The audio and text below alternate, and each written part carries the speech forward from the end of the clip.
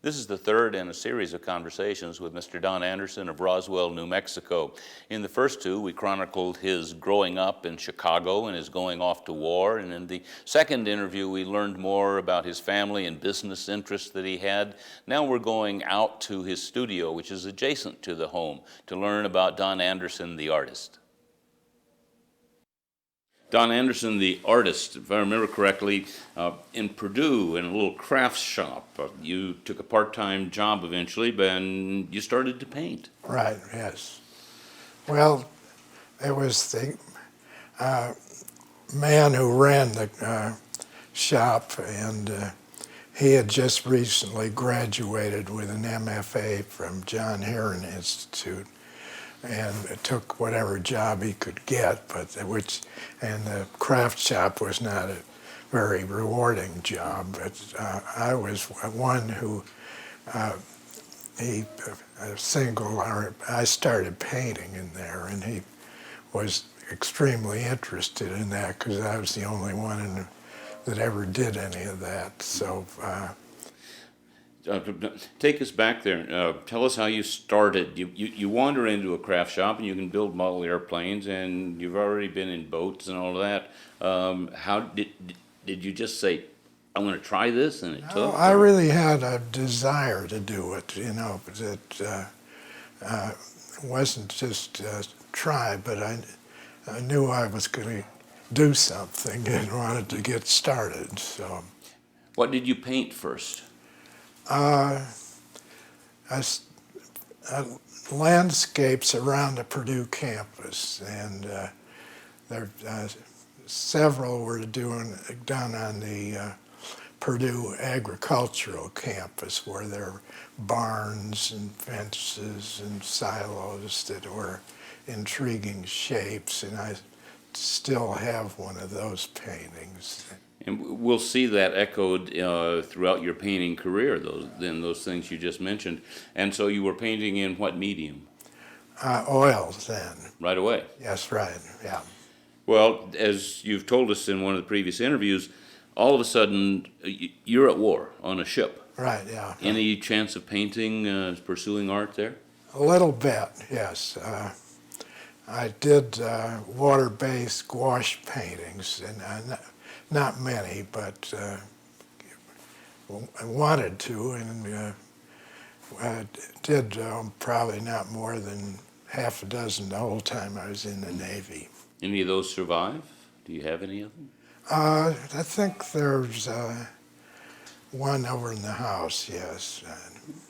So you come back and you're newly married. Right. You and your bride up and moved to Roswell, where your brother is working down in Artesia, producing some jet fuel, and you're here because your father had some interests out in here. Right. And so all of a sudden you're drilling for oil and handling that side of the business. How much time for art then? Plus you have kids on the way, all of that stuff. The whole scene here was new then, and as a result of that, I wasn't doing much painting. I think there are few paintings in the house back to that time, but it took a while to get established, buy this farm, and repair that old house that was a wreck when we moved into, and then kids came along, so. But I was doing some painting during all those years. And we'll be wanting to show some of the house here as we're talking, and indeed we're out in your studio, which is separate from the main house, and obviously there's a large painting of yours, I assume, back into your right. Right, yes. So how much time do you spend out here in this studio? Recently it's not been all that much. I'm getting back into it, but I can spend like a whole weekend just straight through and turn out a fairly good-sized painting in that time. And then when I have one that looks basically finished, I keep it and come back to it over time to refine it and finish it. But I might have 2 or 3 going at a time that way. How do you determine the size of the painting you're going to do?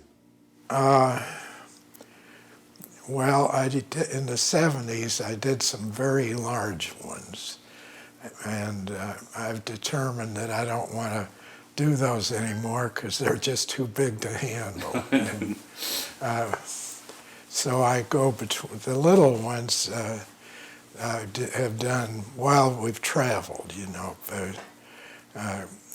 spend a day sightseeing and so forth, come back to a hotel room and actually do one of those little paintings. So you can do it.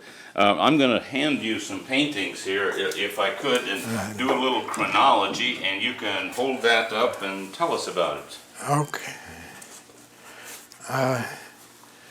This one was done probably in 1941 on one of my first trip to New Mexico, and I was just driving around on my own, and this probably a scene, highway scene on the way to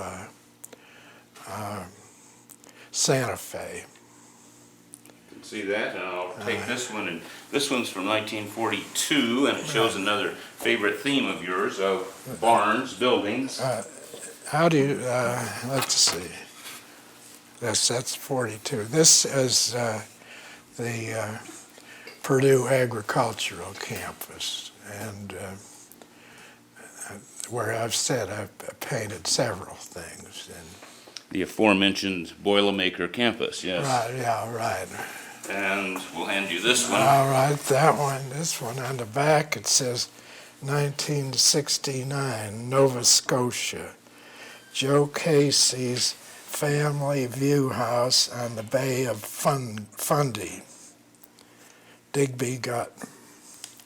And that was a place that for a couple of summers the whole family went and stayed with Joe Casey and his wife, and they had a little kind of resort with about 3 cabins, and the central house was where they prepared meals and so forth.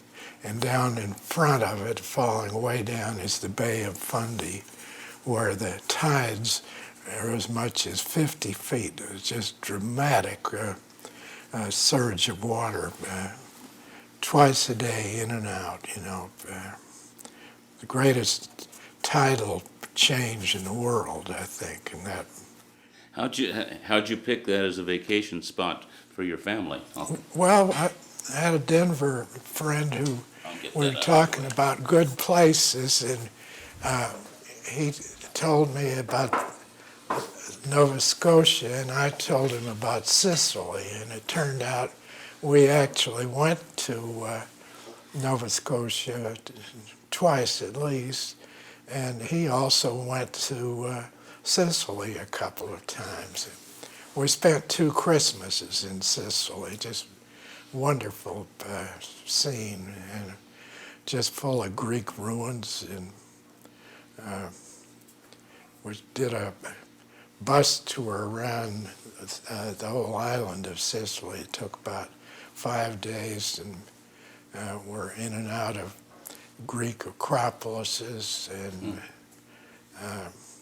in through little tough towns that looked like mafia places, but Sicily is very scenic. This is mid-50s, late 50s? I would think it was more like 60. 1960s, okay. And in the 60s, there are some paintings of yours in the hallway of your home, which we're going to be showing now. It's a series of very vivid colors. Tell us about that little series. Yes, those are purely invented scenes, and those would have been in the 60s. And then you come back, and as we pan here up in your studio, travel themes, and we're going to look at ones from Hawaii and Nova Scotia. Tell us about what captures you to do these and keep them here. Well, those little ones I could do on shortly after seeing a scene. They're not actual copies. I don't sketch or photograph, but they're impressions from what I've seen on a day's travel. How's your use of color changed over the decades? I think it's more colorful now than it was starting out. Like the one you just looked at, the Purdue agricultural campus, that kind of tentative use of color and not really a lot of confidence in it. I see as we move through this, for instance, as we look at the in your kitchen, this bank of travel paintings from Scotland and Scandinavia and all of that. And so there's still some color coming alive, but now you seem to have moved from that depiction to even more abstract things since the early 60s and 70s and 80s. Well, all of the landscapes I do are, they're not attempted to be super realistic, and shapes do become somewhat abstract. There's one in the house that's that way. There's a very large one in the Anderson Museum, but it seems that the bigger they get, the simpler the forms get. And I don't know why that is, but that's how they, because the little ones, can see have quite a bit of detail. Right. Now, this one that hangs, that was sold, and then Sally bought it back afterwards, that big white one. Why do you like that, and why is that in your living room? You're talking about the one in the house? Yeah. Well, that was sold by my New York dealer, and then the people who had it were moving to a smaller house, and got her, and she bought it back. I just, when I heard about it, said just let it go. But it's a nice painting, and it's kind of a transition painting, because that one is fairly abstract, and it's just the mountain slopes, no sky, no foreground. What are you transitioning to now? I don't believe I am, but if I don't know yet. How much time over the course of a month will you spend painting, do you think? Oh, anymore, I think it's not more than 10 or 20 hours a month. In the past, I've been sometimes day after day, long hours, and especially when Sally was working on her dissertation up at UNM, and then after that she assisted in publishing the Navajo Dictionary, a 2,000-page Webster-like dictionary. But during that time, she was totally taken up in her study over in the house, and I was just free to do. I spent all that time. There wasn't anyone to talk to over there, so I was right in here. Poor forgotten husband comes out to his studio and paints. Yeah. All right, yeah. And that was a very productive time. It sounds like it. What do you like about it? Why do you keep doing it?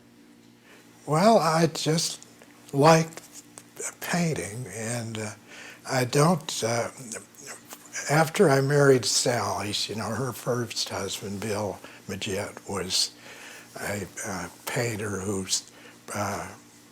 they lived in New York, and he's provided a living for his family through his paintings. And when Sally and I married, she just couldn't accept the idea that I didn't sell my paintings. So I then got, over the course of time, 3 dealers, one in Santa Fe, one in Taos, and one in New York. And as time went on, either the dealers grew old or quit, or they went broke, but then all 3 are no longer in business, and I have no real desire to sell paintings anymore. What was it like to sell a painting and let it go to somebody you didn't even know?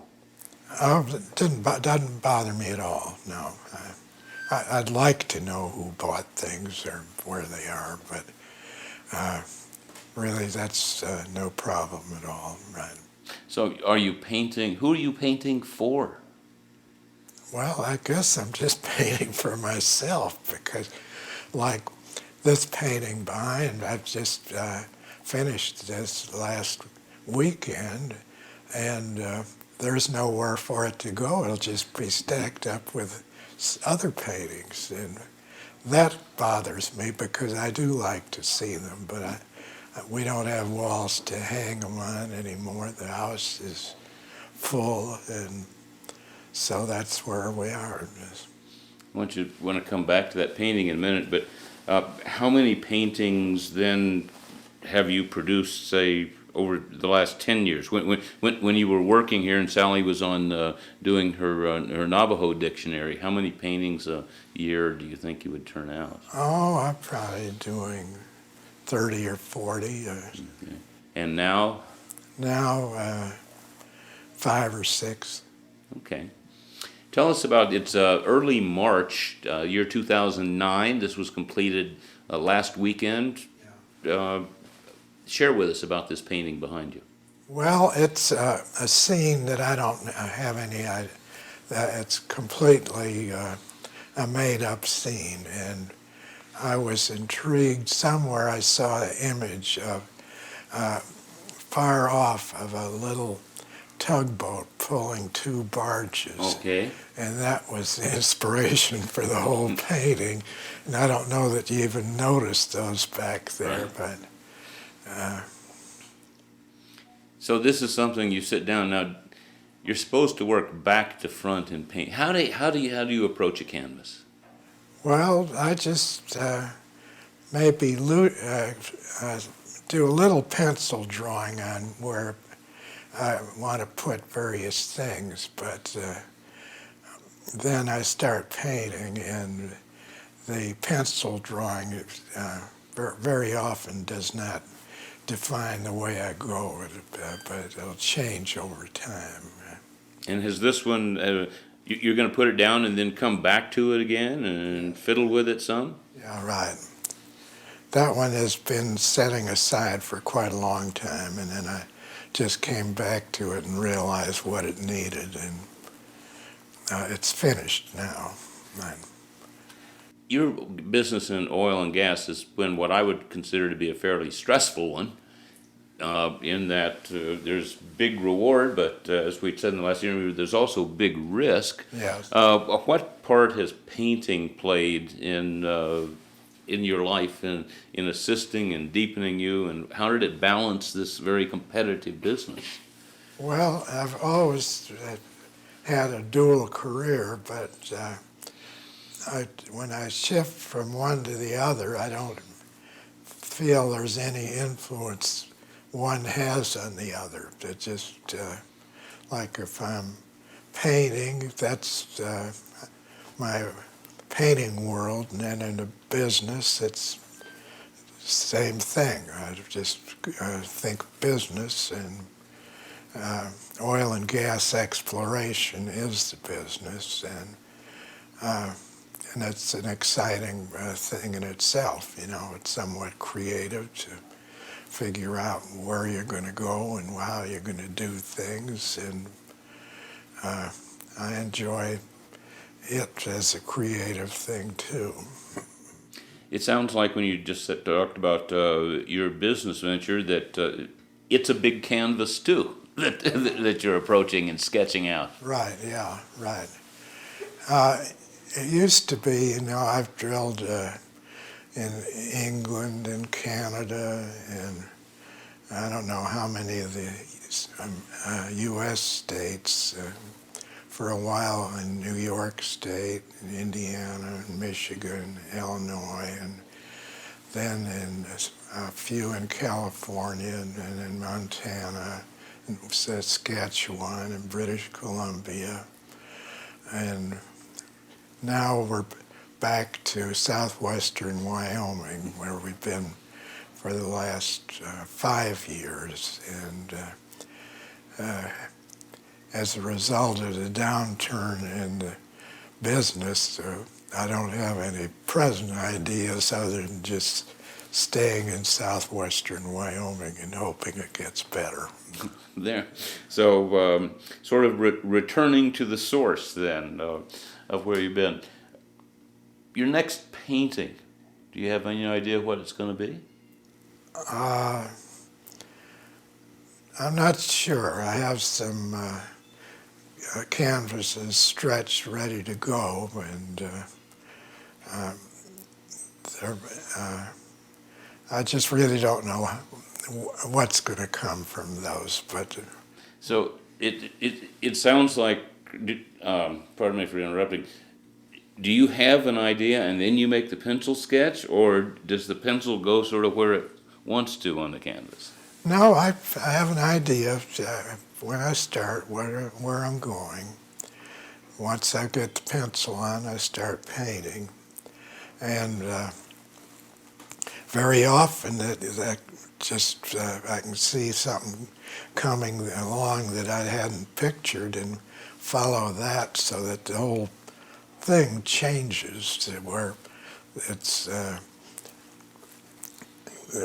what's coming out off the finished canvas isn't what I started out with, and that's a nice way to go about it, because you don't know really where you're going to end up. But And the colors, are they developed as you go along? Do you start out with 3 or 4 and then say, oh, I should do this and this and this? Or how do the colors emerge?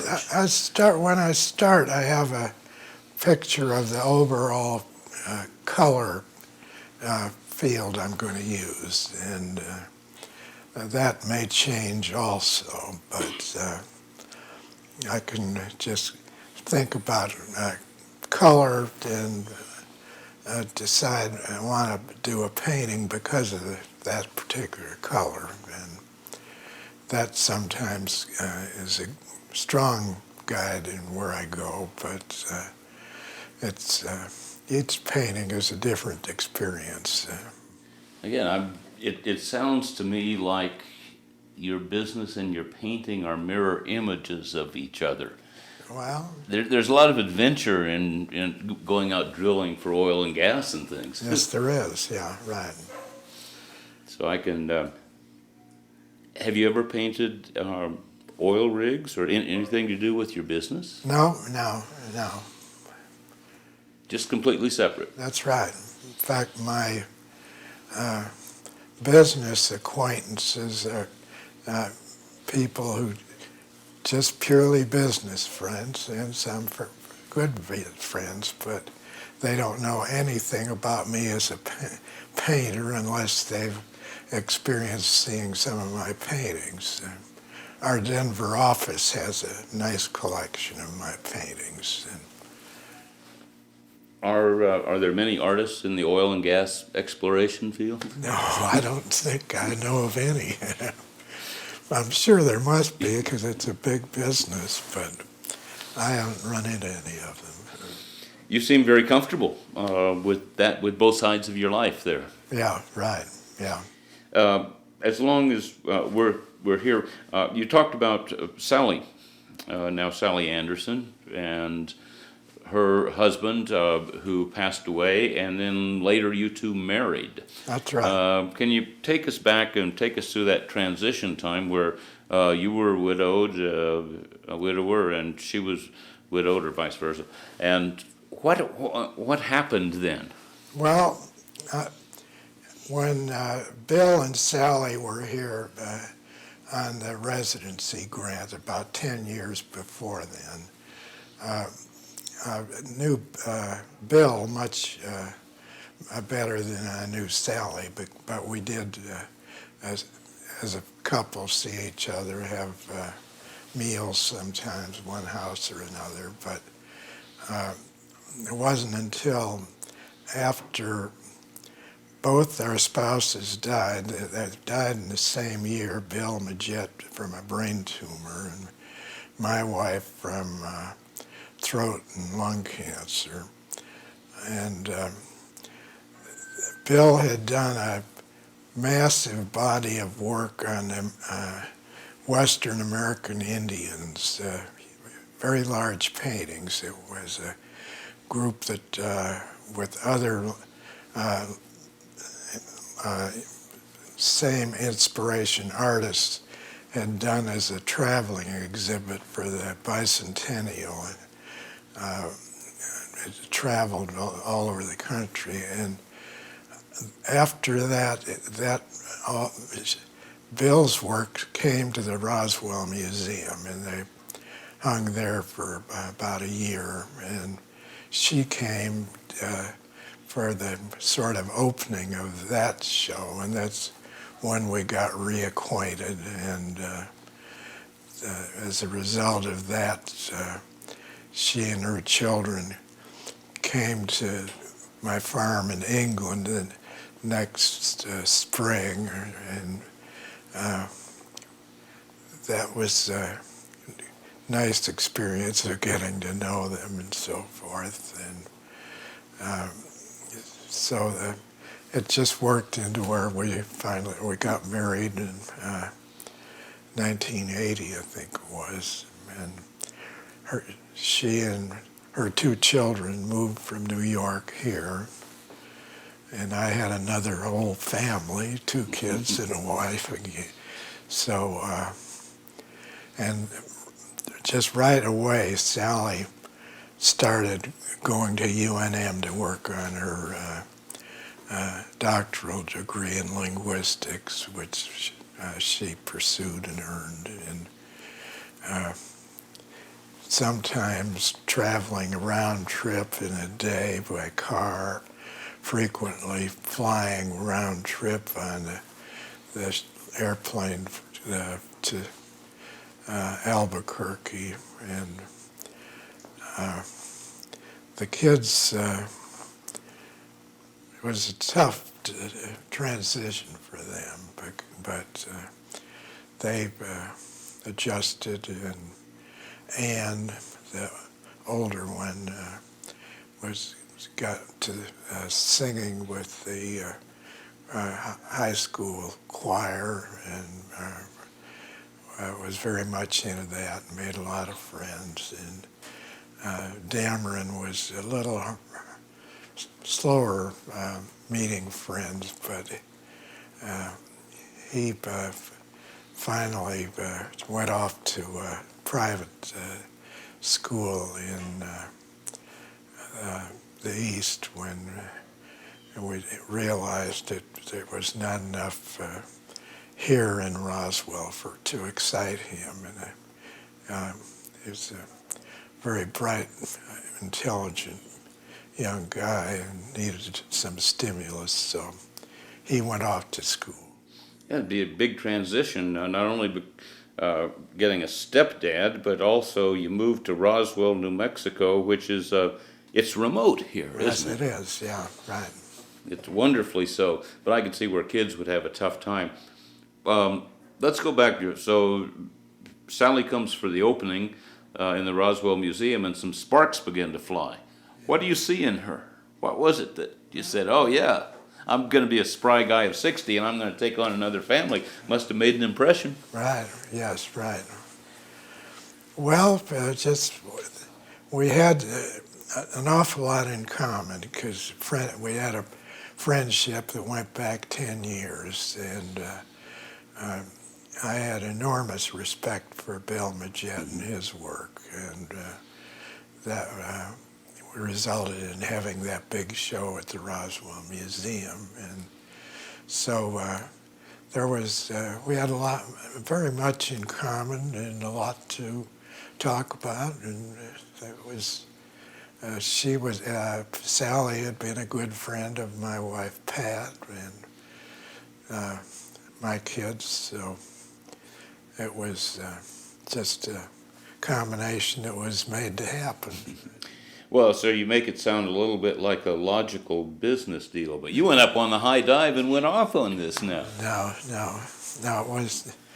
it was just a wonderful thing to find each of us two first marriages that were wonderful, to repeat that and find it again for both of us. So.